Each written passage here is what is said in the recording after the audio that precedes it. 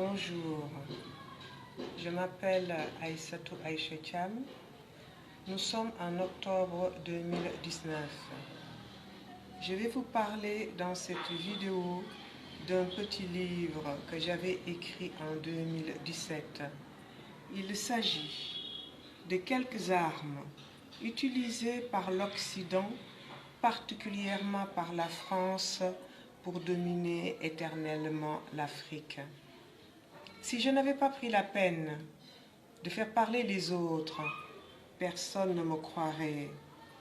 C'est normal parce que je suis une noire et la parole d'un noir ne vaut rien dans ce monde. C'est la raison pour laquelle je fais parler dans cette vidéo de personnes blanches de tous les pays du monde. Ce sont des chercheurs, des scientifiques, des journalistes, des médecins, des politiciens et bien évidemment de victimes. Énormément de personnes ont fait des recherches pendant des années concernant cette affaire. J'ai été juste un petit porte-parole qui vous livre toutes ces recherches qui ont été faites pendant très longtemps. J'avais déjà parlé de ces armes de nouvelles technologies dans mon ancienne vidéo, comme dans Aïssatou Thiam, qui est en fait la France. J'en avais parlé de façon sommaire, mais dans cette vidéo aussi, je parle en détail de ces quelques armes phares dont parlent énormément de gens. Toujours dans mon ancienne vidéo, Aïssatou Thiam, qui est en fait la France, et pourquoi se comporte-t-elle ainsi de façon barbare envers l'Afrique? Des gens peuvent, et on pensait d'ailleurs que j'avais une haine de la France. Je les rassure, malgré toute l'animosité que la France m'a fait subir, moi et ma famille, je n'ai aucune haine pour la France. J'ai vécu en France 35 ans. J'ai un enfant métis de père blanc. Je suis de deux cultures, de culture africaine et de culture française. Cette culture française, elle est en moi. Je ne peux pas la nier, je ne peux pas la bannir de mon être. Elle est en moi, elle restera toujours en moi. Le problème qu'il y a, c'est que je dénonce. Et dénoncer ne veut pas dire haïr. On dénonce parce qu'on n'est pas d'accord, on dénonce parce qu'on n'est pas lâche, on dénonce parce qu'on veut que les choses changent un jour pour un intérêt collectif. Tout le monde sait que l'Afrique est fragile, l'Afrique est l'objet de beaucoup de convoitises. Si nous, intellectuels africains, qui avons la chance de sortir et de connaître la vérité, si nous ne sommes même pas capables d'en parler, ne serait-ce que pour les générations futures, eh bien, ce serait très grave. Je vais vous parler dans ce sommaire d'une introduction de l'Afrique enchaînée. Effectivement, l'Afrique est enchaînée jusqu'au cou. De quelques images, de quelques armes du futur actuellement opérationnelles, comme les armes psychotroniques et électromagnétiques, les armes à énergie dirigée, le contrôle physique de l'esprit, les implants. Et parmi les implants, on va beaucoup parler des travaux de José Delgado, des travaux du Dr Sanders, les témoignages du Dr Kild et divers autres témoignages sur les implants. Je vais aussi vous parler, bien sûr, de quelques constructeurs d'implants et leurs arguments de vente. Qu'est-ce que c'est qu'un implant, le but de ces implants? Mais surtout les auteurs de ces technologies folles. Qui sont les auteurs de ces technologies folles? Eh bien, vous savez, c'est l'armée des pays, l'armée en France, c'est l'armée. Que font-ils les autres responsables de ce drame? Les témoignages d'une victime française qui s'appelle Didier Verhil et qui habite à Lille. C'est un scientifique météorologue qui a beaucoup travaillé sur cette affaire et qui nous livre tout ce qu'il sait. Quelle est la philosophie de ces agents de l'État, leur apparition, le fichier Christina? Un autre témoignage sur les services secrets français, les preuves médicales, oui, les fameuses preuves médicales et les services secrets français, la psychiatrie et les services secrets français, les armes électromagnétiques des services secrets français, etc. Toujours dans ce sommaire, on va parler des missions des services secrets français, le projet de la DARPA, organe de défense américain, HARP et les armes électromagnétiques. Ensuite, je vais vous parler de l'arme des intempéries. Vous savez qu'aujourd'hui on utilise la pluie, la grêle, les inondations, les sécheresses comme armes. On parle aussi des maladies et des épidémies et bien d'autres armes, évidemment loin de nos yeux innocents. Ensuite, il y a d'autres vidéos et documents. Par exemple, les moyens pour écraser et enchaîner l'individu, propos du Dr Smith, le harcèlement en réseau du gouvernement, le gang stalking et la police.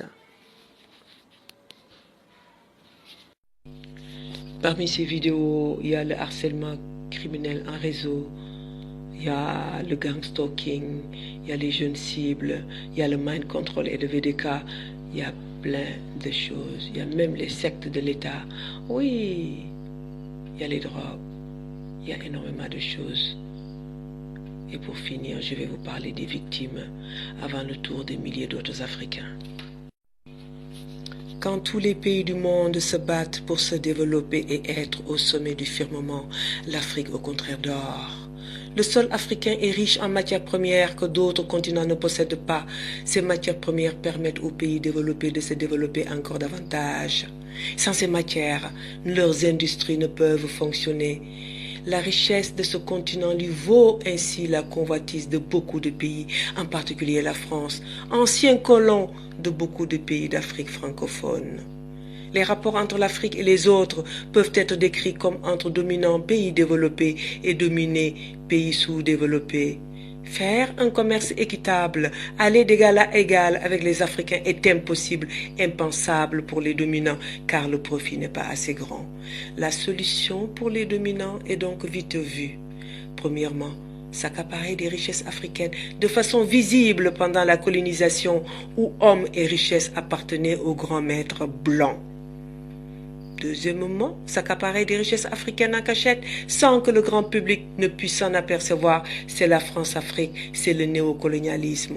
Oui, pendant les indépendances, la France avait dit aux Africains, vous voulez votre indépendance? Eh bien, on vous la donne.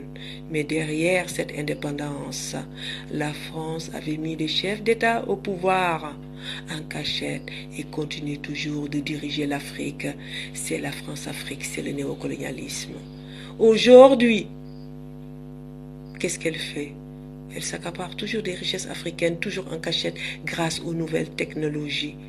Et ça, c'est le présent. Et le futur, si on ne se réveille pas, ça va être pire.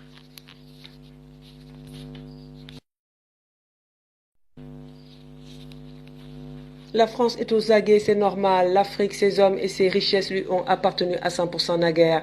Mais d'autres pays aussi tels que la Chine, les autres pays développés, les pays émergents et même nos voisins du nord de l'Afrique et du Proche-Orient sont tous aux aguets car ils sont plus développés que nous. L'Eldorado africain. Oui, l'Afrique est très riche, c'est un Eldorado. L'Eldorado africain, le sous-développement intellectuel de plus de 60% de la population africaine constitue les facteurs essentiels de la convoitise de ce continent. Même si un jour nous arriverons à nous débarrasser de la France et que nous ne continuerons pas à éduquer la jeunesse africaine, à ne pas s'accaparer de nouvelles technologies, nous serons toujours sous la domination d'autrui. Vous savez que quand l'homme marchait et ne s'était pas encore sédentarisé, la nature était vaste et elle fournissait à chacun ses besoins pour vivre. Mais depuis la sédentarisation des hommes, nous assistons à la politique de l'exploitation des plus faibles par les plus forts. Aujourd'hui, après le miracle des machines, les hommes se tournent vers deux choses essentielles, comment vivre éternellement et comment vivre, et surtout comment dominer les autres éternellement. Les hommes sont convaincus qu'il n'y a pas d'autre alternative que la domination des autres pour se développer. La science et la technique peuvent aider les hommes à vivre en paix et en partageant les richesses de la nature. Mais malgré l'intelligence humaine, personne n'a encore trouvé comment faire et personne d'ailleurs ne veut cette alternative. Vous savez, nous sommes des animaux évolués. Et la loi de l'animal est que la loi du plus fort est toujours la meilleure et nous l'appliquons naturellement dans nos sociétés soi-disant évoluées. Les nouvelles technologies se concentrent aujourd'hui sur les armes électromagnétiques, psychotroniques, les ondes électromagnétiques, les armes à énergie dirigée, les puces électroniques, les implants et le mind control. La modification et la mainmise de la nature, en créant la pluie, les inondations, les sécheresses, etc. On se concentre aussi sur les satellites, les nouvelles maladies qui peuvent attaquer un pays durant un temps, paralysant tout le pays sans tuer personne ou peu de gens. Les hommes s'attaquent aussi sur l'infiniment petit, la miniaturisation des choses. Toutes ces armes sont mises en œuvre dans les pays développés depuis plus de 50 ans. Tous les pays développés courent après ces technologies du futur, mais au même moment. Le principal intéressé, le continent africain, vit dans l'ignorance totale de ce qui se passe autour de lui. L'objectif de cette vidéo est d'informer, de sensibiliser, de permettre à d'autres Africains de mener des recherches plus approfondies. Mieux vaut prévenir que guérir. Ainsi, des générations d'Africains ont pu, dès leur naissance, avoir une puce électronique dans le corps, sans que personne ne le sache, via des vaccins, des hospitalisations, des piqûres. Leur puce électronique reliée à des ordinateurs, toute une génération peut être concernée. Leurs moindres faits et gestes sont vus, mais ils vivent tranquilles sans problème, comme monsieur et madame tout le monde. Vous savez, tu peux avoir une puce électronique dans le corps et vivre 50 ans sans aucune manifestation bizarre extérieure. Pourtant, tu es bien une victime en latence. D'autres victimes moins chanceuses subissent un harcèlement quotidien monstrueux qui dépasse l'imagination de l'être humain. L'idée de cette science est de rendre esclaves à vie des individus en cachette. Comment? Nous allons vous l'expliquer dans les différentes rubriques de ce livre ou de cette vidéo. Des milliers de victimes de ce genre de technologie existent en France, en Europe et dans tous les pays développés. On s'est servi de ces personnes blanches, noires, arabes, asiatiques comme les premiers cobayes humains d'une technologie future. Vous savez, la Suède avait déjà expérimenté cette technologie sur beaucoup de nouveau-nés. Vous pouvez consulter ce lien qui en parle. Mais tant que l'affaire reste chez eux, il n'y a aucun danger. Le problème c'est nous, le problème c'est l'Afrique. Ils expérimentent d'abord chez eux pour nous amener le résultat final. Beaucoup d'Africains sont victimes aujourd'hui de cette technologie. Mais qui peut les croire? La parole d'un Africain ne vaut rien aujourd'hui dans ce monde. Les victimes européennes, par contre, créent des associations et se battent. Les victimes africaines sont considérées d'abord par leurs propres parents comme des gens envoûtés par les mauvais esprits, des gens à qui on a jeté un sort ou la sorcellerie, des gens prêts à aller dans un asile psychiatrique. Pourquoi? À cause de l'ignorance. C'est cela le sous-développement. Les esprits, la sorcellerie, dont sont victimes ces Africains, ne sont en fait rien d'autre que de la technologie. Ils font partie des premiers Africains sacrifiés avant le tour de milliers d'autres à venir. Moi, je rends hommage à toutes ces victimes européennes. C'est grâce à elles, en grande partie, que cette affaire a été mise au grand jour. Elles n'ont plus rien à perdre, elles se sentent sacrifiées par leur État. Elles se documentent et livrent les informations de ces technologies classées secret défense sur la place publique. Sans elles, nous n'aurons peut-être jamais pu en Afrique être au courant de ces horreurs humaines impensables, inimaginables pour le commun des mortels. Dr Kild, médecin-chef en Finlande, je suis allée la voir personnellement en Norvège. Elle a passé une grande partie de sa vie à sensibiliser les gens sur le danger de ces armes du futur. Plus tard, victime elle-même, elle a été tuée le 8 février 2015, un mois après ma visite. Voilà ce qu'elle raconte dans ses liens. D'autres en parlent aussi. Vous pouvez consulter ces vidéos ci-après. Comme tout le monde le sait, la peur n'a jamais résolu quoi que ce soit dans ce bas monde. Ces armes électromagnétiques sont faites par les hommes. Ce sont ce que l'homme peut faire, du moins, ce que l'homme peut faire. L'homme peut le défaire ou le détruire. Nous sommes tous des hommes blancs, noirs, d'une même race, sapiens, sapiens, et nous avons tous la même capacité cérébrale et la même structure génétique. Ce qui nous diffère, c'est les couleurs de peau, les cultures, les milieux. La peur, c'est l'ignorance. Quand on sait, on ne peut plus avoir peur. Céder à la panique, à la peur, à la paranoïa, dans le cas de cette affaire, c'est faire plaisir à ces fous qui se sentiront davantage plus forts. Ainsi, j'invite tous ceux qui prendront connaissance de ces écrits de se documenter, de diffuser l'information partout où il le pourra. C'est notre première défense en Afrique. Sortir le grand secret au grand jour conduira simplement à tuer le grand secret et à le disqualifier. Maintenant, je vais vous parler de l'Afrique enchaînée. Comme vous le voyez sur cette image, l'Afrique est enchaînée jusqu'au cou. Or, franc CFA, environnement, pétrole, diamant, religion, matière première, éducation, tout est enchaîné. L'Afrique est déjà enchaînée depuis longtemps. Le franc CFA, le franc des colonies françaises d'Afrique, est créé par la France elle-même. La France crée et gère cette monnaie comme si nous, Africains, nous étions incapables de fabriquer et de gérer notre propre monnaie, notre propre monnaie. Je vous laisse consulter le lien suivant. Les ressources minières, or, diamants, matières premières, sont en général gérées par la France ou d'autres puissances. La fameuse coopération franco-africaine économique, militaire, a des conséquences sur le social et le culturel. Cette coopération nous rend totalement dépendants de la France dans tous les domaines. La France nous éduque, on va dire, éduquer pour ne pas dire nous élève comme des animaux, nous gère et nous nous contentons de cette vie. En contrepartie, elle accorde à 20%, à 30% de la population africaine à vivre dans l'aisance, dans le modèle français, pour endormir tout un continent. Les religions importées ne sont pas en reste. Tout est lié, tout est enchaîné. L'Afrique est enchaînée jusqu'au cou. Et comme si cela ne suffisait pas, il faut l'enchaîner davantage avec les nouvelles technologies pour qu'elles ne sortent jamais de cet enchaînement. Dans cette image, maintenant je vais vous parler des images.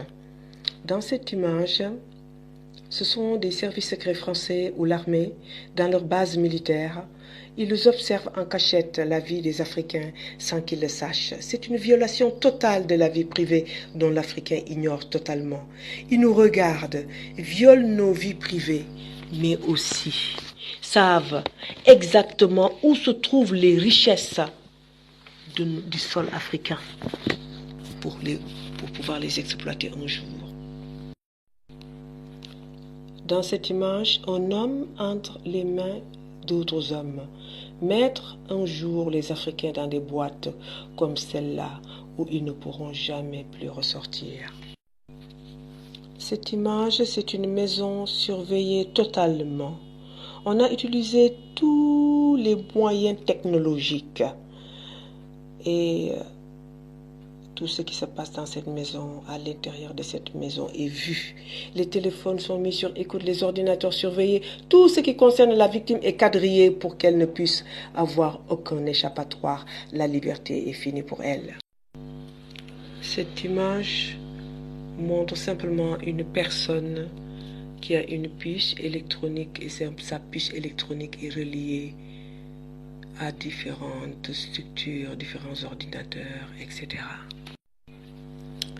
Cette image montre une femme noire qui est en train de se faire pucer. C'est ce qu'on appelle la marque de la bête.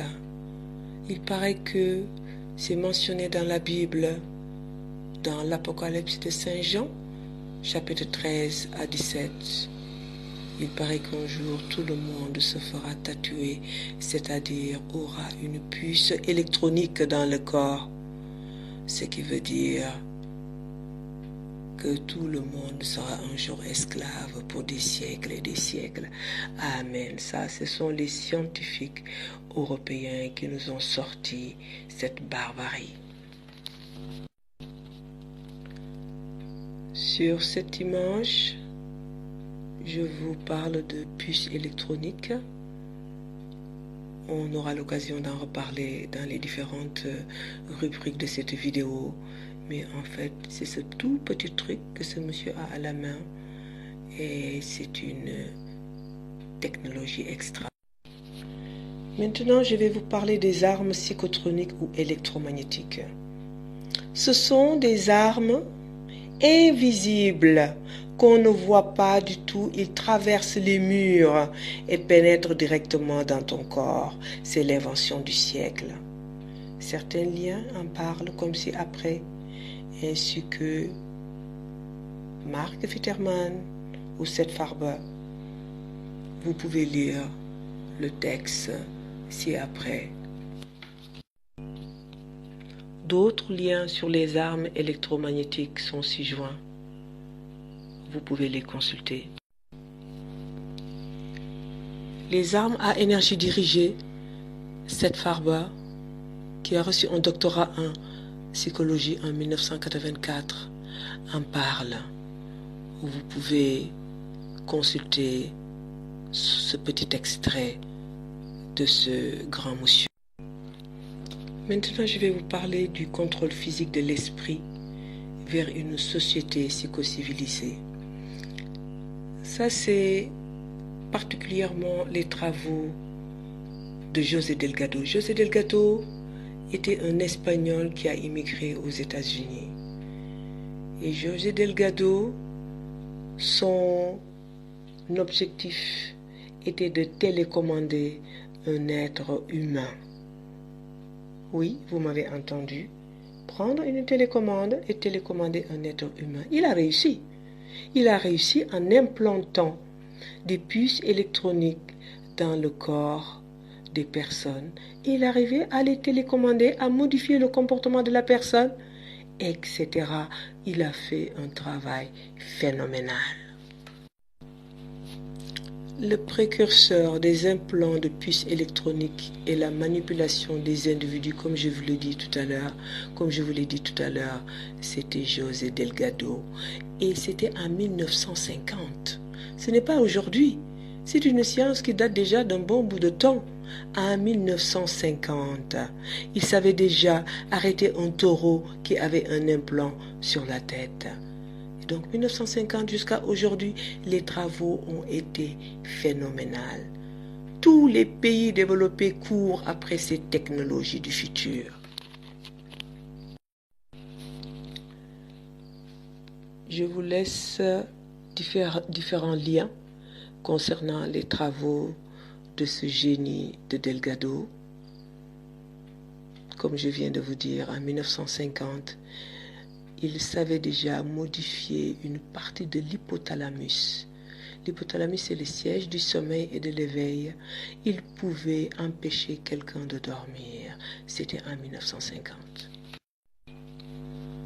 Tout ce que José Delgado a fait à partir des années 50 sont dans différents sites. Il parle des implants cérébraux qui permettent de contrôler, entre autres, les fonctions suivantes: la motricité, les émotions et humeurs, etc. Si cela vous intéresse, vous pouvez lire ces différents travaux que j'ai mis à votre disposition. Toujours dans les travaux de José Delgado, après ses différentes expériences sur les chimpanzés, Delgado disait aussi également pouvoir inspirer un mot dans les pensées et provoquer des hallucinations auditives comme l'écoute d'un morceau de musique du début jusqu'à la fin. Il affirmant: nous sommes seulement au début de notre compréhension de la stimulation électrique du cerveau, mais nous savons qu'elle peut retarder un battement cardiaque, bouger un doigt, inspirer un mot dans la mémoire, les pensées et provoquer des sensations. Il a pu également provoquer la remémoration d'événements oubliés depuis longtemps. Toujours dans les travaux de José Delgado, en 1963, dans un ranch à Cordoue, en Espagne, il fit une démonstration spectaculaire durant laquelle il parvint à stopper l'élan d'un taureau en stimulant son noyau codé grâce à un transmetteur radio qu'il tenait dans la main. Il contrôlait également chaque action de l'animal. Parmi ses expériences sur des êtres humains, on peut citer une jeune femme épileptique de 21 ans qui jouait calmement de la guitare et qui fut violemment enragée grâce aux stimosives qu'il lui avait implantée au point qu'elle casse la guitare contre le mur, manquant de peu la tête d'un chercheur scientifique. On peut également citer le cas d'une patiente de 30 ans qui, lorsqu'elle était stimulée à un point particulier du lobe temporal, avouait au thérapeute son intérêt pour lui et lui embrassait les mains. Lorsque la stimulation était terminée, elle redevenait aussi distante que d'habitude. Dans les années 1960, les travaux de Delgado eurent une portée internationale et amenèrent beaucoup d'autres scientifiques à faire des expériences similaires. Il y eut également d'autres études faites sur des humains comme en Norvège où des patients atteints de la maladie de Parkinson ou déclarés schizophrènes furent implantés. Durant une étude, un patient atteint de narcolepsie reçut un appareil pour stimuler lui-même certaines zones de son cerveau. Il appuyait fréquemment sur un bouton qui lui provoquait un plaisir similaire à un orgasme sexuel. Après les travaux de José Delgado, je vais vous parler des travaux d'un géant qui s'appelle Carl Sanders. Carl Sanders était un ingénieur électronique. C'est lui qui inventa la puce RFID. Il raconte: j'ai consacré 32 années de ma vie dans la conception électronique, concevant des micropuces dans le domaine biomédical. En 1968, je devins impliqué presque par accident dans un projet de recherche et de développement concernant un montage spinal pour une dame ayant l'épine dorsale rompue. Nous recherchions comment pouvoir possiblement relier les nerfs moteurs, etc. C'était un projet qui nous emballait tous. Il y avait 100 personnes impliquées et j'étais le principal ingénieur en charge du projet. Le projet aboutit à la micropuce dont nous parlons maintenant. Cette micropuce est rechargée par les changements de température du corps humain. Évidemment, vous ne pouvez pas aller à l'intérieur de votre corps et changer vos piles de temps en temps. Alors, la micropuce a un circuit de rechargement qui fonctionne selon le changement de température du corps. Plus d'1,5 million de dollars furent dépensés pour trouver les deux endroits sur le corps humain où la température change le plus rapidement. Le front, le premier choix, tout juste en bas de la naissance des cheveux, et le revers de la main, position de rechange. Comme ce projet de micropuce commençait à évoluer vers un temps où on nous dit que les pontages à la colonne vertébrale étaient une chose qui ne rapportait pas assez financièrement pour qu'on s'en occupe et qu'on devait donc considérer d'autres utilisations pour cette puce, nous avions remarqué que la fréquence de la micropuce avait un grand effet sur le comportement humain et on orienta alors nos recherches sur la possibilité de modifier le comportement humain avec la micropuce. Le projet se transforma presque en acupuncture électronique parce qu'il résulta à installer une micropuce qui émettait un signal qui affectait certaines parties du cerveau. On démontra qu'on pouvait provoquer des changements de comportement avec cette micropuce. Elle parvenait à causer un flux supplémentaire d'adrénaline.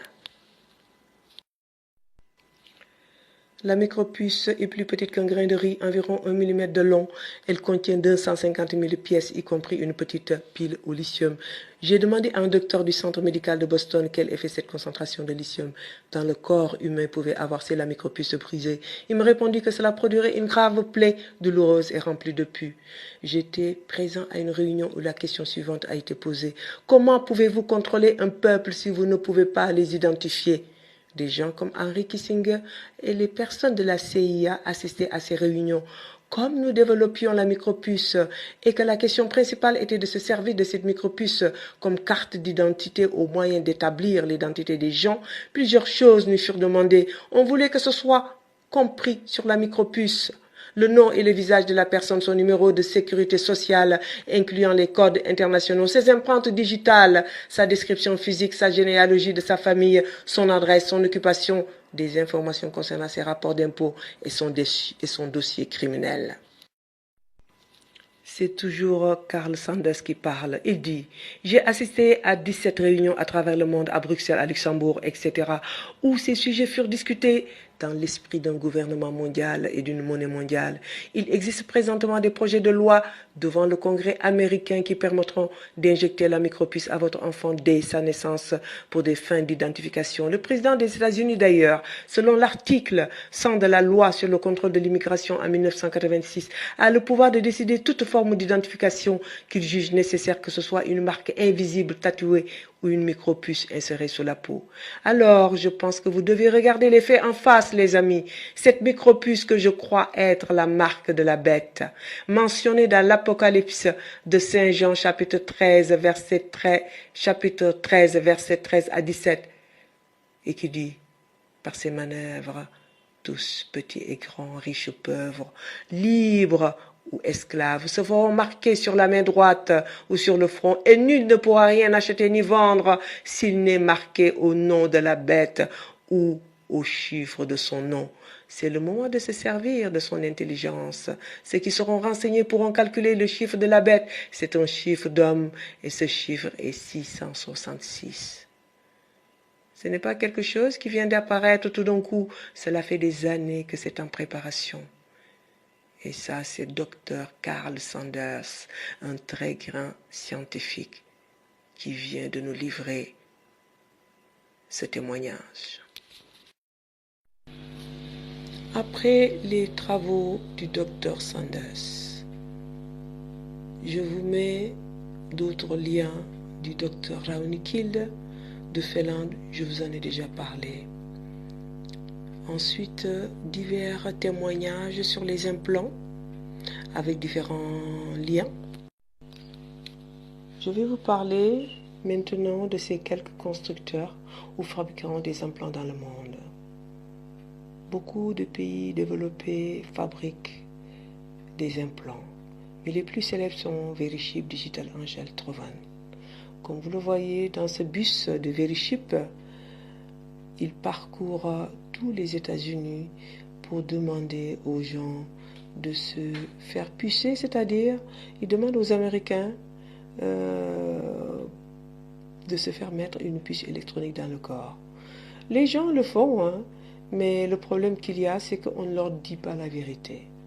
On leur raconte que avec les terroristes, c'est une chose extraordinaire, c'est la sécurité, etc. Et certaines personnes acceptent. Mais en fait, le but, c'est d'arriver à banaliser ce phénomène, que tout le monde sache que ça existe, mais ce n'est pas très dangereux, alors que c'est surtout pour la domination et rien d'autre. Sur cette image, Digital Angel et Verichip, ce sont de très grands constructeurs américains. Ces nombreux liens sont Trovan, Veritech, Alien Technology, qui fabrique des tacs électroniques RFID, Baja Beach Club Barcelona, etc. Beaucoup d'entreprises fabriquent ces implants de puces RFID pour humains. Maintenant, les arguments de vente des marchands de puces électroniques. Mais comme vous le savez, c'est du business. Et ce business, il faut faire beaucoup de marketing. Et c'est ce qu'ils font. Ils font beaucoup de marketing. Et ils arrivent à convaincre beaucoup d'Américains. Beaucoup d'arguments de vente s'appuient sur la sécurité, sur la recherche de sauvetage d'individus influents, les enfants perdus ou pris en otage, le monitoring médical de patients à risque, la surveillance, le pistage et le suivi de militaires, de diplomates ou de tout autre membre important d'un gouvernement, le pistage, la surveillance et la vérification de l'authenticité de biens de haute valeur, le contrôle de l'accès à certaines zones pour le personnel autorisé, usines, laboratoires, banques, beaucoup de marketing. Vous pouvez lire tout ce qu'il raconte. On nous raconte aussi qu'au cours des 4 années à venir, rien que pour les pays sud-américains, 135 000 chips, c'est-à-dire de puces électroniques, et 7 650 scanners seront livrés. C'est le Metro Risk Management Group, dont le siège est à Miami, qui fournit le marché dans tous ces pays. Dans un communiqué de presse du 10 novembre 2003, ADS a déclaré que sa filière Verichip Corporation a reçu un contrat d'achat de plus de 400 chips implantables. Chips, ça veut dire puces électroniques, et de 34 scanners. L'acheteuse est l'entreprise russe GPS, avec un droit de vente exclusif pour la Suisse et la Russie. Elle s'engage en achat d'au moins 51 000 chips et 2600 scanners sur les 5 prochaines années pour pouvoir garder son droit d'exclusivité. N'oubliez pas, c'est un vrai business. Le Baja Beach Club, c'est une boîte privée de Barcelone, implante désormais ses clients. Même chose à Rotterdam. Maintenant, qu'est-ce que c'est qu'un implant? Un implant est de la taille de grain de riz. On peut vous implanter une puce électronique dans la tête, dans les yeux, dans les dents, les organes génitaux, les poumons, les muscles. Partout dans le corps, on peut vous faire un implant. Sur cette image, l'implantation de puce est RFID dans la tête. Comme vous le voyez, cette puce est reliée à une antenne et cette antenne est reliée aux ordinateurs des services secrets de pays qui utilisent cette technologie. Je vous laisse le soin de découvrir ces images sur les implants. Le but de la technologie des implants. De nos jours, le but est de tester l'impact des armes électromagnétiques sur les individus. La manipulation des organes des individus à distance pour les obliger à faire ou à ne pas faire quelque chose. Ainsi, soumettre les individus de force pour les dominer à vie. Faire des hommes et des femmes pantins qu'on manipule comme on veut en cachette sans que l'entourage même de la personne ne le sache. C'est la main invisible, c'est comme une forme de Dieu au-dessus de toi qui dirige ta vie et tu n'y peux rien. Tu n'as plus de liberté, tu n'as plus de but, tu n'as plus de vie. Tu n'as plus de liberté, tu n'as plus de vie. C'est une future et promettante arme de guerre, silencieuse et sournoise, sans hauteur et sans bruit. Et ce sont des civils qui sont utilisés de force sans leur consentement, à leur insu, au mépris de toute loi. Et ces victimes sont en fait des cobayes humains. Mises sur une liste noire, les bourreaux ont pour mission de leur pourrir la vie, de leur faire vivre l'enfer pour les pousser vers 3 portes de sortie. On va dire plutôt 4 portes de sortie. La folie, le suicide, la mort, l'esclavage. La victime ne doit jamais leur échapper, c'est la règle du jeu. Quand ces armes seront bien au point dans quelques années, qui hésitera à les utiliser pour rendre esclaves des Africains et s'accaparer de leurs terres si riches? Personne. C'est une technologie débile, inhumaine, impensable, grotesque, folle. Mais elle est là et elle existe bel et bien. Et des milliers de personnes dans ce monde vivent ce drame en attendant le tour de beaucoup d'Africains. Pour activer cet implant à distance, les armes psychotroniques à ondes électromagnétiques sont utilisées, invisibles à l'œil nu, sans bruit, traversant les murs, lancées à partir de voitures ou de maisons proches. Il est difficile d'identifier les auteurs. Sur cette image, c'est une puce RFID qui est activée grâce aux ondes électromagnétiques. Ces bombardements d'ondes électromagnétiques activent le plus souvent les implants qui se situent dans le corps de la victime, ce qui entraîne en premier lieu la géolocalisation de la victime en permanence, en second lieu des brûlures, des pertes de cheveux, de violentes sensations, la sensation de courant et de vibrations électriques, etc. Parfois, c'est l'essoufflement, les démangeaisons incontrôlables, l'irritation de la gorge. Parfois, c'est le sommeil de la victime qui est totalement entre leurs mains. Ils arrivent ainsi à empêcher les victimes de dormir des jours et des jours. Ils arrivent aussi à faire éternuer, à faire ronfler, même éveiller, à faire tousser à mort. Ils arrivent aussi également à augmenter la température du corps de la victime de façon excessive. Enfin débile que ça puisse être, ils arrivent à faire sortir du corps de la victime des particules poussant la personne en face de lui à éternuer. Vous savez pourquoi ils font cela? Pour que la victime soit sous-estimée, ridiculisée et rejetée par les autres. En fin de compte, tous les organes d'un individu peuvent être modifiés, manipulés ou télécommandés. Parfois, ce sont des paroles qu'ils envoient dans la tête des victimes. C'est ce qu'on appelle le V2K ou le Voice to Call. Parfois aussi, la victime est harcelée avec la religion. On la réveille par exemple à 3 heures du matin et automatiquement les cloches de l'église sonnent ou le muezzin appelle à la prière. Vous savez pourquoi? C'est simplement pour dire à la victime, même ton Dieu ne peut rien faire pour toi. Tu as beau prier, eh bien ton Dieu, il ne te sert à rien. C'est un harcèlement exacerbé et inhumain de la victime dans tous les domaines de la vie. Le deuxième point est de mettre les victimes sous surveillance totale en agissant sur leur vie privée, maison sous vidéosurveillance comme je vous en ai parlé tout à l'heure. On regarde tout ce que fait la victime, même quand cette victime fait l'amour, il regarde. Quand tu ris, il te regarde. Quand tu pleures, il viole même le domicile de la victime en cachette pour lui poser des gadgets de bruit au mur. Oui, le bruit au mur. On met plein de gadgets au mur qu'ils activent à distance pour que la victime soit vraiment folle. Le téléphone est sur écoute, ça c'est sûr et certain. Les ordinateurs, tous les objets de communication de la victime sont entre leurs mains. Vous allez dans un réseau social, on vous suit. C'est eux qui ont inventé Internet, c'est eux qui ont inventé le téléphone, c'est eux qui ont inventé les ordinateurs. Mais ils savent tout ce qu'ils font, ce qui sont derrière. Tous ces objets, tous leurs gadgets, ils le connaissent. Nous, les Africains, nous n'avons pas encore ni inventé le téléphone, ni rien du tout. On nous donne, on consomme. On utilise sans même savoir comment ça fonctionne. Ils peuvent aussi, rien que pour harceler une victime, couper l'alimentation en eau, en électricité, le gaz. Surtout pendant l'hiver en France, quand il fait très froid.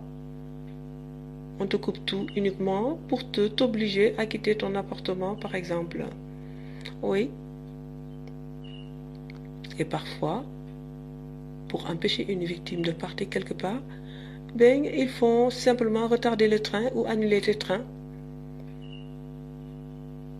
suivi en permanence sur le territoire national ou à l'étranger. Et parfois, on influence votre vie sans que vous le sachiez, ou parfois même vous pouvez le savoir.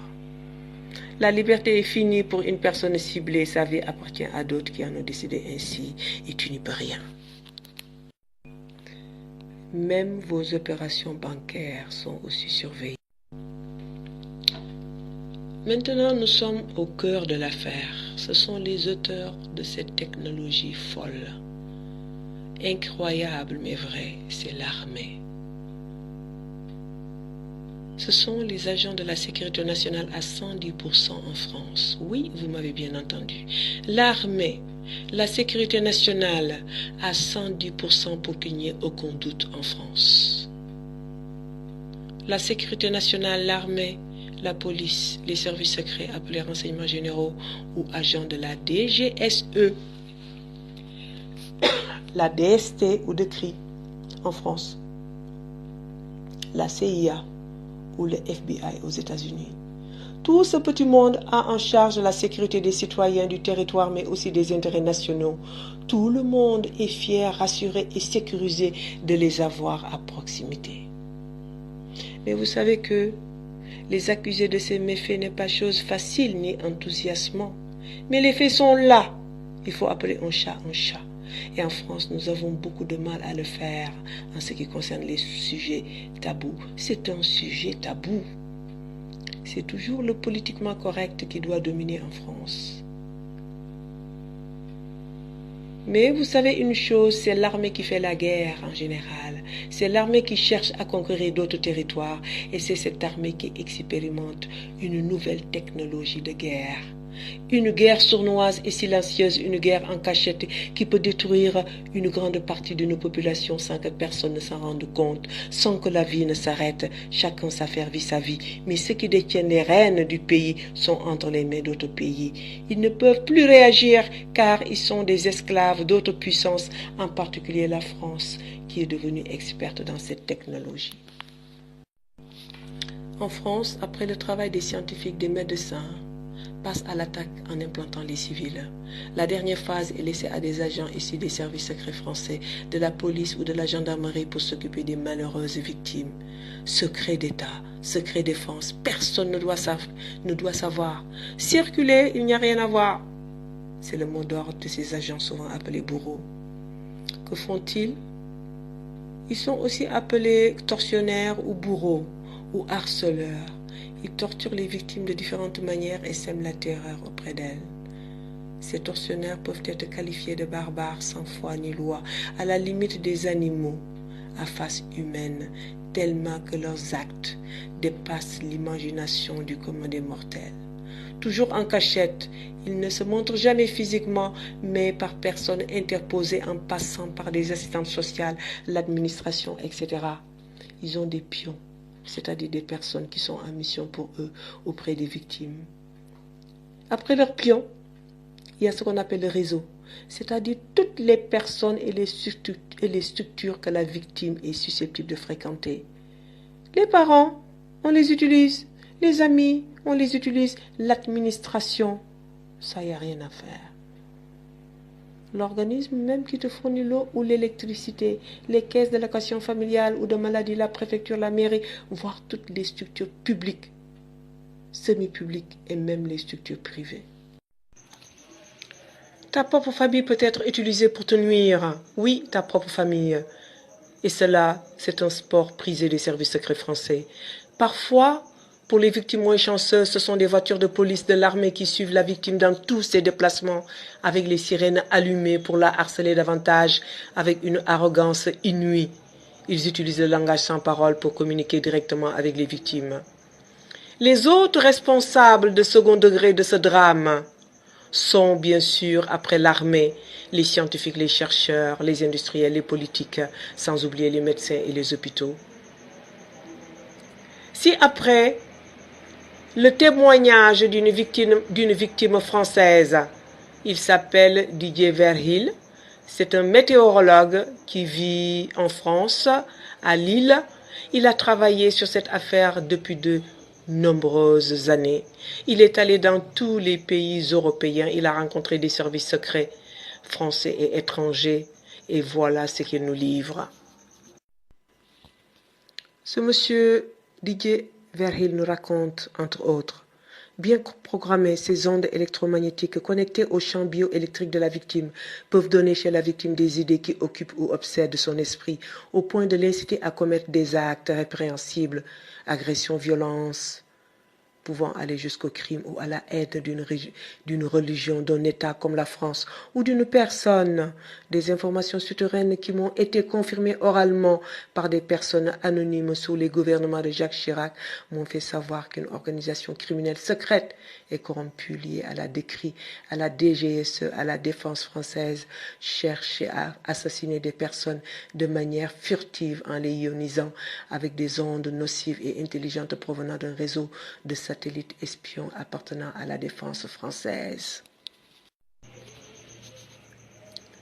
C'est lui qui parle. Il dit que ces tortionnaires et harceleurs par onde de la DGSE, DST, toujours impunis de nos jours, envoient souvent de façon automatique vers l'encéphale de leurs victimes des ondes radar de voix perverses chantant en sardine des fragments de la Marseillaise. Ces ondes nocives à la voix profane et désobligeante, cherchant à calomnier des personnes et contenant de fausses vérités, inhibent la pensée critique de la victime pour la pousser à la perversion contre ces personnes. Ces perverses narcissiques de la DGSE, DST, se disant patriotes, cherchent toujours à poser l'État français en victime. Et là, il explique énormément de choses que vous pouvez consulter.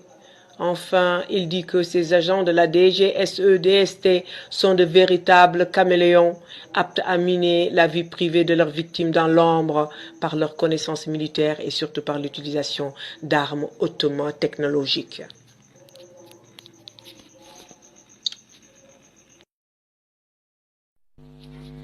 C'est quoi la philosophie de ces agents secrets, ces agents de l'État? C'est le secret, bien sûr. Agent secret français, c'est le secret, encore et encore. C'est l'invisibilité. La philosophie de ces harceleurs est la même que celle des services secrets français. Tout est fait pour ne pas laisser de traces sur leur chemin. Mais malheureusement, comme des bandits de grand chemin, ils n'hésitent pas à voler, violer, humilier, détruire, piller, s'accaparer des biens d'autrui. Oui, dès qu'ils le peuvent, ils n'hésiteront jamais à s'accaparer des biens d'autrui en toute impunité. Leur apparition. Il est très rare que les tortionnaires ou bourreaux ou harceleurs se manifestent physiquement. Ils sont très prudents. Ils ne se manifestent que par des intermédiaires ou par personnes interposées qui sont leurs pions. Ils font tout leur possible pour ne jamais laisser de traces. C'est leur règle première. Pour s'adresser directement à leurs victimes sans intermédiaire, ils utilisent des signes qu'ils ont au préalable montrés aux victimes en les conditionnant à ces signes. Klaxons, sirènes de police, des soldats qui passent tous les jours, etc., etc. Maintenant, si je joins le fichier Christina, des gens en parlent, c'est le fichier des services secrets français.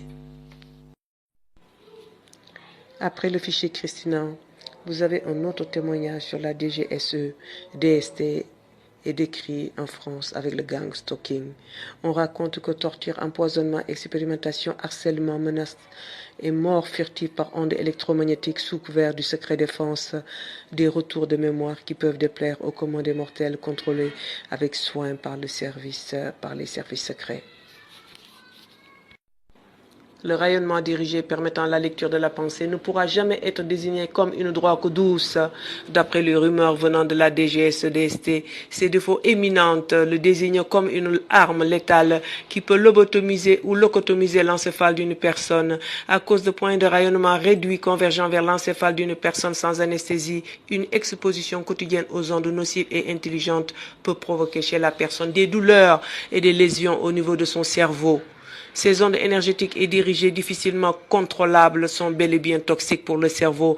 À long terme, ces ondes nocives et intelligentes altèrent de manière permanente la structure et la fonction et les fonctions cérébrales, provoquant ainsi perte de mémoire, dégradation du système cognitif, détérioration de la personnalité et une productivité réduite. Ces points de rayonnement sont comme des pics à glace électromagnétiques s'enfonçant dans les lobes du cerveau.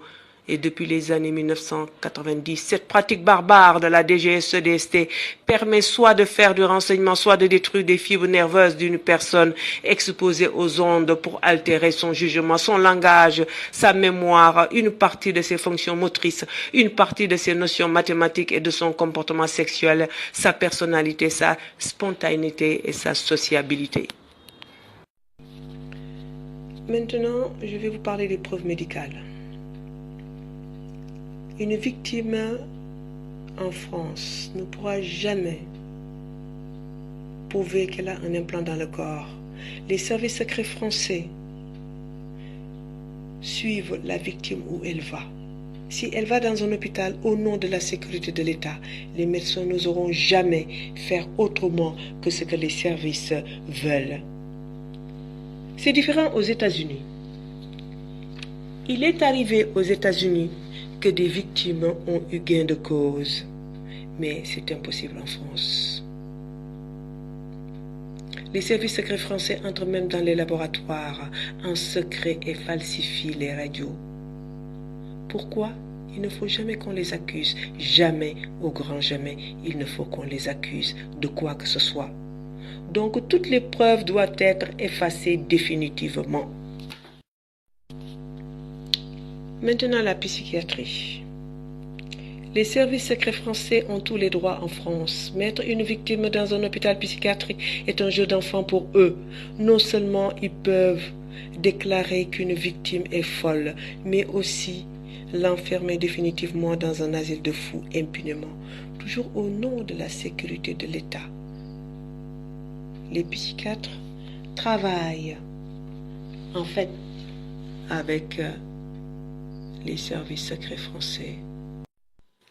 Toujours en ce qui concerne la psychiatrie, on nous explique que le traitement est plus lourd, inadapté aux symptômes réels du patient. Le traitement peut augmenter son envie de suicide, un stimulus qui est très recherché par les services secrets français pour éliminer une personne. En général, un neuroleptique bloque la production de dopamine. Chez un dépressif, la dopamine est déjà faible. La victime souffre énormément de ce manque de dopamine. C'est très pénalisant pour la victime. Cette victime se renferme sur elle-même, s'affaiblit intellectuellement, devient plus docile, a peur de se défendre, a des difficultés de réfléchir, d'écrire et de parler. La victime devient inoffensive et facilement manipulable. Son mental est définitivement brisé. Tout ce qu'il faut pour plaire au service secret français. Tous les symptômes qu'une victime doit manifester pour être perçue comme un vrai schizophrène. Après les tortures par ondes nocives et intelligentes, c'est le traitement inadapté qui vous transforme en schizophrène. Ces traitements inadaptés détruisent lentement votre encéphale d'année en année pour diminuer considérablement votre espérance de vie. Malheureusement, en France, le diagnostic psychiatrique définitif en hospitalisation d'office, basé uniquement sur le geste et le verbe, est toujours posé sous les 24 heures chrono. Dès la première prise médicamenteuse du patient, le psychiatre n'est plus en mesure de cerner la bonne santé mentale de son patient. Son patient est devenu un psychiatre à vie, même après l'arrêt des ondes nocives, intelligentes et furtives. La technique d'enfermement par ondes en psychiatrie est très utilisée dans le milieu des services secrets pour éliminer psychiatriquement une personne gênante. Dans le passé, les milieux d'espionnage français ont souvent utilisé l'hôpital psychiatrique de Sainte-Anne comme camp d'internement psychiatrique des résidents parisiens et de certains étrangers de passage à Paris. Toujours dans ce document, la psychiatrie, on nous révèle aussi que des observations passées, faites sur une victime durant de longues années de rayonnement nocif et intelligent provenant de la DGSE, DST ou des services secrets français. Cette personne a constaté des effets faciaux et expressifs pervers pour sa santé. Les ondes à énergie dirigée induisent des mimiques et des expressions faciales en décalage avec la parole et la pensée. Se voir est source de tromperie, dit-il. La victime ne voit pas ce que vous voyez. Vous avez surtout interprété ces mimiques modifiées par des ondes nocives et intelligentes pour lui décerner un profil psychologique ne correspondant pas à sa personnalité. Ainsi, votre opinion a été déviée par des ondes nocives et intelligentes pour lui nuire. En fin de compte, ainsi, le patient victime des ondes nocives, intelligentes et furtives de la DGSE-DST peut se faire interner et soigner à Sainte-Anne pour une maladie imaginaire. Dans ce point 11, les armes électromagnétiques à énergie dirigée des services secrets français, c'est le témoignage d'un Français victime de cette horreur humaine. Il nous raconte: aujourd'hui, les armes électromagnétiques à énergie dirigée de la DGSE-DST constituent une menace très sérieuse pour la sécurité de la population, la paix en Europe et dans le monde. Ces dernières années, la DGSE-DST est devenue une organisation terroriste à part entière. Elle s'attaque sans scrupule à leur propre sanctuaire qu'est la France, mais aussi à la population européenne et d'autres populations. Ces rapaces aux serres acérées et aux armes à énergie dirigée se disant symboliser les valeurs de la France sont constamment en position d'attaque contre la population française. La DGSE-DST se définit être la protectrice des intérêts français et de sa population partout dans le monde. Pourtant, elle m'a cruellement torturé avec des rayonnements nocifs et intelligents à énergie dirigée dans de nombreux pays étrangers. Je cite la Grande-Bretagne, la France, la Belgique, Pays-Bas, Luxembourg, Allemagne, Suisse, Italie, Vatican, Portugal, Maroc, Tunisie, se cachant derrière le droit régalien. Elle n'accorde aucune grâce à toutes leurs victimes à cause des armes à énergie dirigée tombées aux mains de la DGSE-DST. La France est devenue un sanctuaire rouge vif qui la propulse dans l'anarchie des droits de l'homme dans le monde. Et c'est grâce à ces Français qui sont des victimes que nous avons appris énormément de choses. Ils se sentent abandonnés, sacrifiés par leur pays, et donc ils se renseignent et nous livrent toutes ces informations, mettent toutes ces informations sur la place publique. Moi je les rends hommage parce que sans elles, on n'aurait jamais pu en Afrique connaître cette vérité qui est classée secret défense. Quelles sont les missions des services secrets français. La sécurité de la France, évidemment, c'est la première chose. L'espionnage, vous savez, c'est un métier noble, certes, mais les dérives sont immenses, faisant d'eux aujourd'hui des terroristes à part entière. Sans foi ni loi, qui voient le viol pire les biens d'autrui quand ils le peuvent sans état d'âme. Dans ce document, il est dit que la DGSE ou DST n'infirme ni ne confirme ce qui s'est passé sur une victime innocente. La clandestinité modèle toujours leur façon de travailler, même dans le meurtre injustifié d'une victime innocente. La DGSE-DST s'est radicalisé leurs victimes et inventé des endroits qui l'ont incité à aider à passer à l'acte, dit-elle, pour la détruire ou l'interner en psychiatrie. Et c'est adapter sa méthode de travail sans éveiller le moindre soupçon chez le commun des mortels, dit-elle toujours. Il faut percevoir les signaux faibles, parfois très faibles, qui indiquent qu'un individu est en train de glisser de la radicalisation vers le terrorisme. Nul ne peut affirmer être totalement à l'abri d'une bavure de la DGSE, DST dans ce cas, votre vie deviendra un enfer. Toujours dans la suite des missions de la DGSE ou Service secret français, ce document aussi s'interroge. Avez-vous déjà été soupçonné de terrorisme par la DGSE-DST? Avez-vous déjà été longuement persécuté ou torturé pour terrorisme? Avez-vous déjà reçu des mails ou des numéros de téléphone falsifiés provenant de terroristes Al-Qaïda? Avez-vous déjà été victime de falsification d'identité de la DGSE-DST? Les Français ne connaîtront jamais les détails des souffrances physiques et psychologiques infligées par la DGSE ou la DST à ses victimes. Pour accuser ces victimes à tort de terrorisme contre les intérêts de l'État français, le talent de la DGSE-DST est sans limite. Et c'est détruire toutes vos relations amoureuses et amicales sans état d'âme pour vous déstabiliser et vous isoler. Sur le net, elle sait se substituer à vos amis pour vous pousser à nuire aux intérêts de l'État français et à eux et à autrui. Elle sait se faire passer pour vous afin de vous mettre en danger par d'autres services de surveillance, etc., etc. C'est un document fait par des gens qui ont côtoyé ce monde et je ne fais que vous le livrer. Dans ce document, ce sont des tortures sans témoin et sans preuve vers une mort certaine, comme les cookies au cannabis d'Arras. Certaines ondes nocives et intelligentes donnent les symptômes d'une ivresse cannabique. Vous battez des bras et faites comme un pinson. Selon un proverbe chinois, une ivresse efface 1000 tristesses. Elle peut aussi vous coller en chambre d'isolement pour agitation, des tortures par ondes furtives. À votre insu peut vous donner des bouffées délirantes sans laisser de traces d'empoisonnement dans votre sang. Pour le médecin, vos bouffées délirantes ne sont que mentaux. En vous prescrivant un psychotrope, vous prenez peur, vous cherchez à vous justifier, mais en vain. Vous ne comprenez pas ce qui vous arrive. Pour vous et votre médecin, les ondes ne sont pas perceptibles par l'esprit. En hospitalisation psychiatrique, il n'y a plus de porte de sortie, aucune issue. Vous êtes cuit comme une marmotte. Même si vous avez raison sur vos propos de persécution, le médecin ne vous croira jamais et vous resterez interné sous psychotrope le temps nécessaire. C'est le médecin qui décidera de votre sortie. Vous sortirez de psychiatrie avec un traitement et un diagnostic schizophrénique. Vous n'êtes désormais plus crédible sur certaines choses. Aux yeux de la justice, un enfermement parfait et parfois sans effort pour la DGSE, DST. Malheureusement, cette technique d'internement par ondes furtives est souvent utilisée en France par la DGSE, DST pour se débarrasser d'une personne gênante. Sans dissident et sans victime, la DGSE s'ennuiera à fond.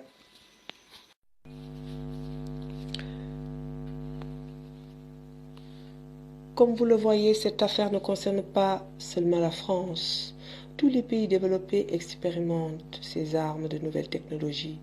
Les États-Unis, la Chine, la Russie, etc.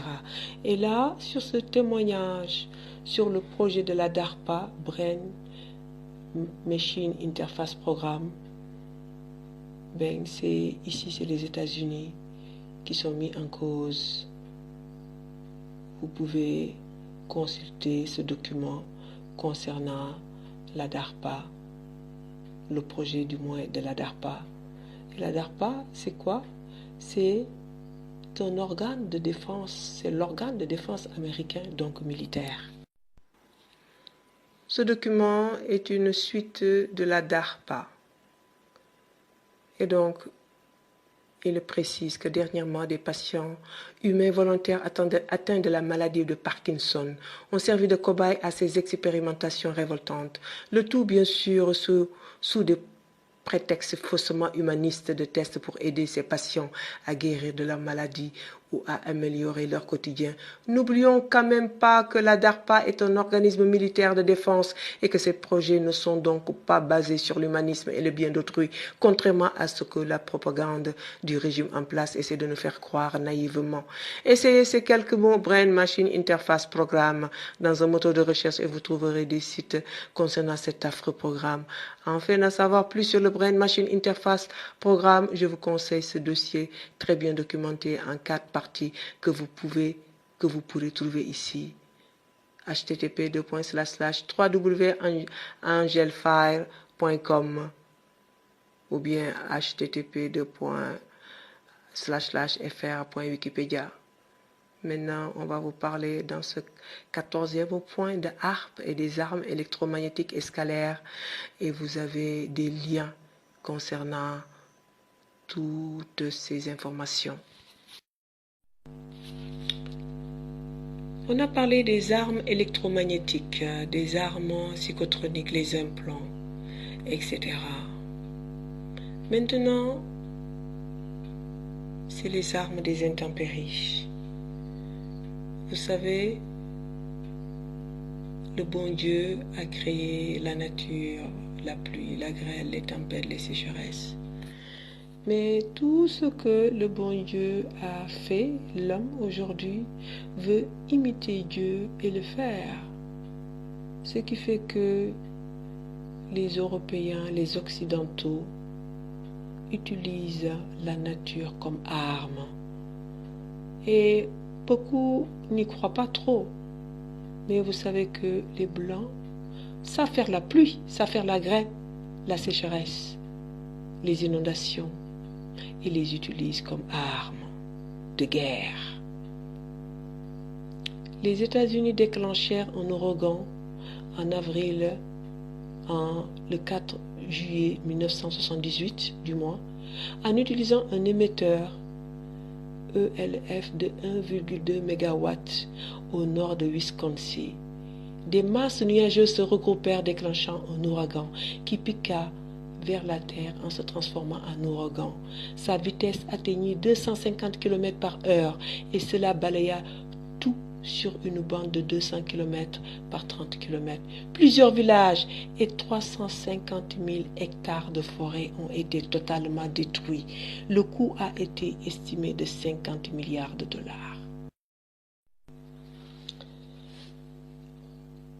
Les hommes utilisent les armes des intempéries comme la pluie, les sécheresses, les inondations, les tempêtes, pour une seule raison: affaiblir l'ennemi qui sera obligé tôt ou tard d'accepter les conditions. Les maladies ne sont pas oubliées. On peut aujourd'hui fabriquer une épidémie via des vaccins, des médicaments, des piqûres, mais aussi les engrais que nous consommons pour nos cultures, l'air que nous respirons en nous lançant des germes avec des avions, des hélicoptères ou des drones ou tout objet volant.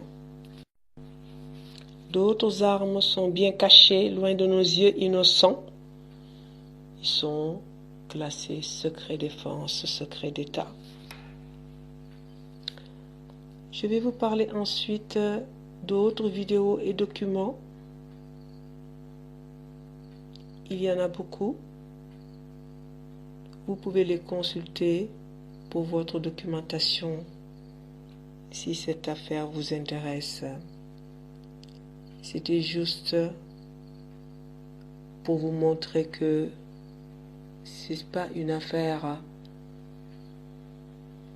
récente, c'est une affaire qui date de longtemps et que des milliers de gens se sont intéressés là-dessus et qui se sont documentés et qui en parlent. Propos du docteur Otto Schmidt, chef de service de biophysique à l'université de Minneapolis. Le docteur Otto Schmidt dit: il ne fait pas de doute que nous pouvons d'ores et déjà télécommander le comportement d'un homme. Nous pouvons de loin le rendre brutal et agressif. Nous pouvons au contraire le calmer. Notre tâche principale consiste maintenant à étudier comment nous pourrons utiliser cette trouvaille pour le bien de l'humanité. Quelle humanité? C'est-à-dire pour aider un homme à faire mieux son travail. Ensuite, il y a le gang stalking et la police. Les liens sont ci-après. Le harcèlement en réseau secret du gouvernement, voir dans Google gang stalking by the government, surtout les vidéos. Après, il y a qu'est-ce que c'est que le harcèlement criminel en réseau, avec tous les liens. Nous avons aussi les effets du harcèlement criminel en réseau sur la société par les super-héros. La table ronde harcèlement et stalking association AJC. La force de cette persécution réside dans l'invisibilité. Et dans ce témoignage, on dit il existe d'autres persécutions violentes, mais elles sont visibles et se déroulent sous les yeux de tous. On peut nuire aux gens de manière sanglante jusqu'à l'homicide, mais si on tue une personne, tout le monde s'en aperçoit.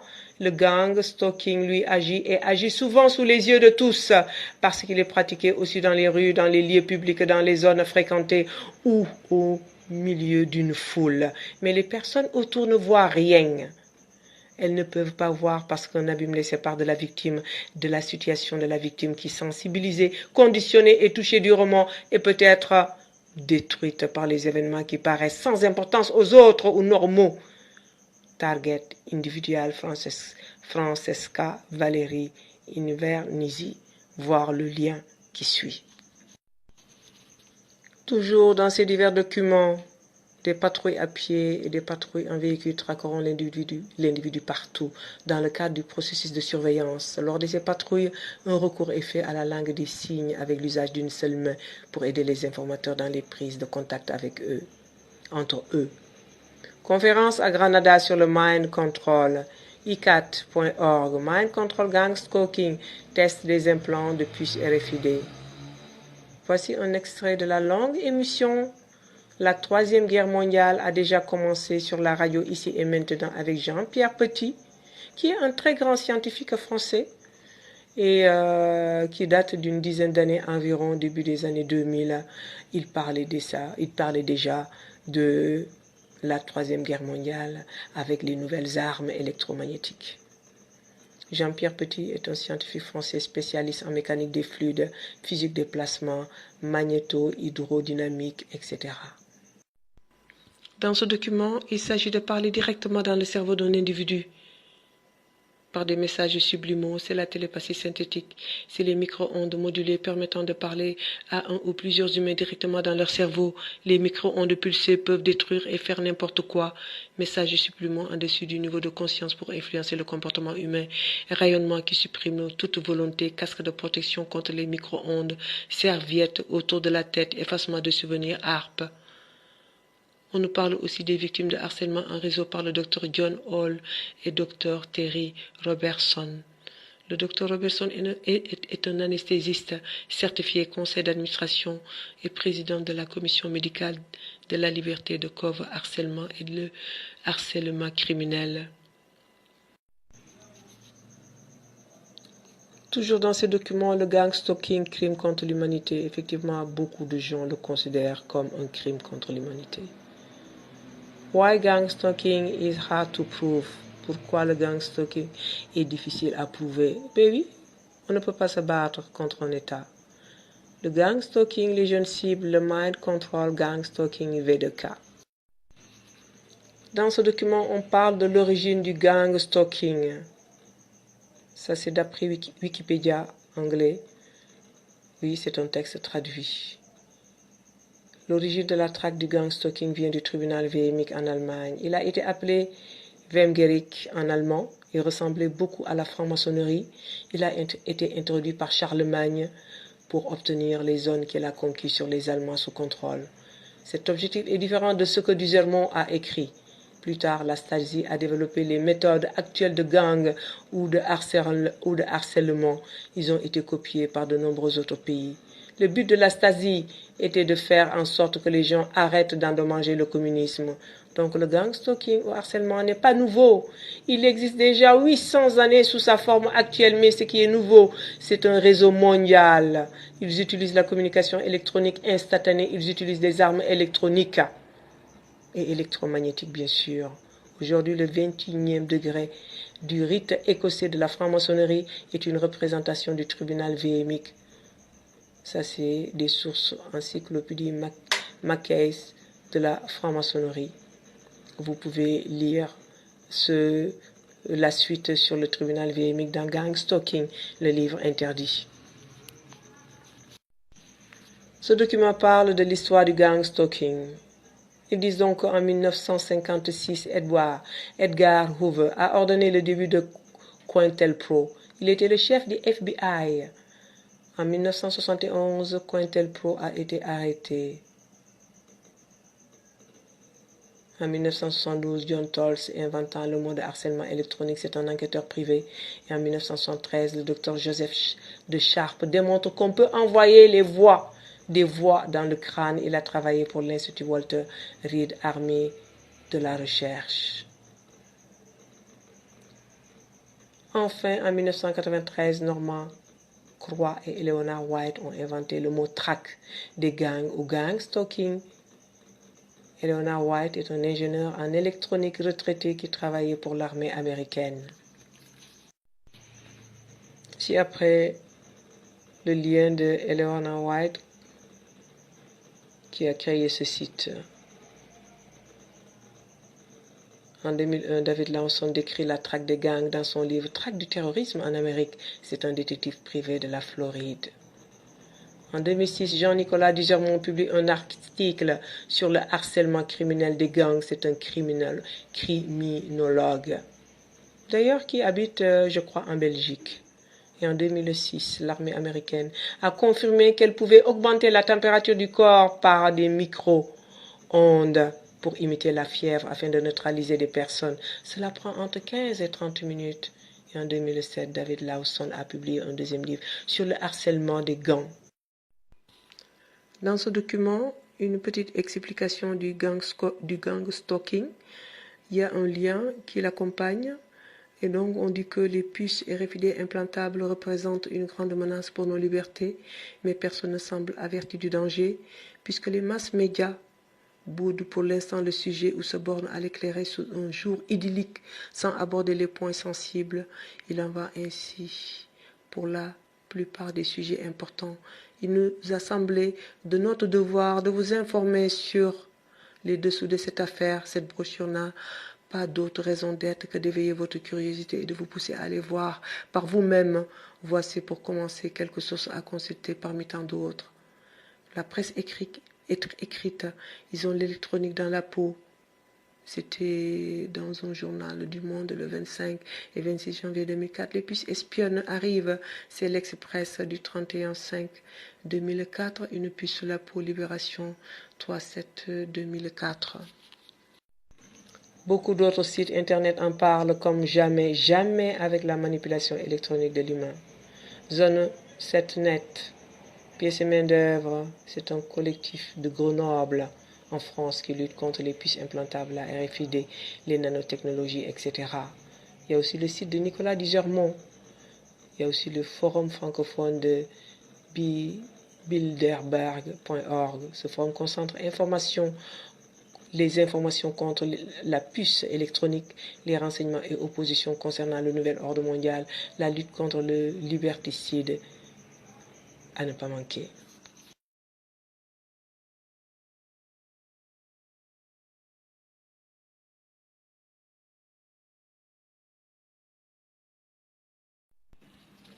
Maintenant, les drogues.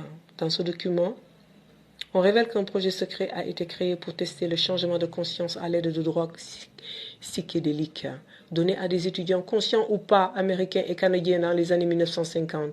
Cela a permis l'avènement du mouvement hippie. Certaines drogues permettent de rendre des humains esclaves et incapables de penser par eux-mêmes. Ils deviennent des zombies. L'ingestion de sel est l'antidote pour les faire sortir de leur état de latence. En se servant de drogue et de l'hypnose, projet Orion, la CIA agit sur les instincts de malades mentaux pour qu'ils tuent des enfants. Bientôt, on fera croire à une attaque de terroristes possédant l'arme nucléaire et qui menacera notre existence. Cela permet d'instaurer un état de guerre avec suspension de la Constitution. Le peuple deviendra alors esclave. Une expérience menée en février 1961 sur des soldats les plus durs de l'armée américaine a montré que même eux devenaient dociles par l'emploi d'un gaz LSD-25 qui annihile les réactions du cerveau.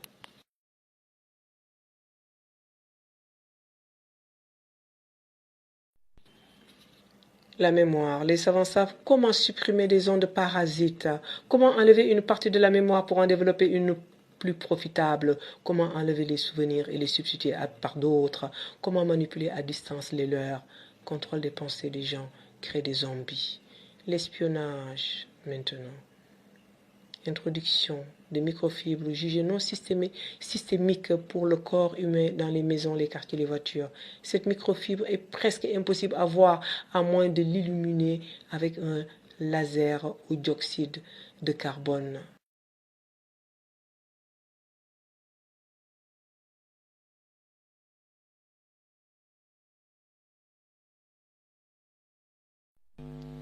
Je vais finir avec les victimes de cette horreur humaine.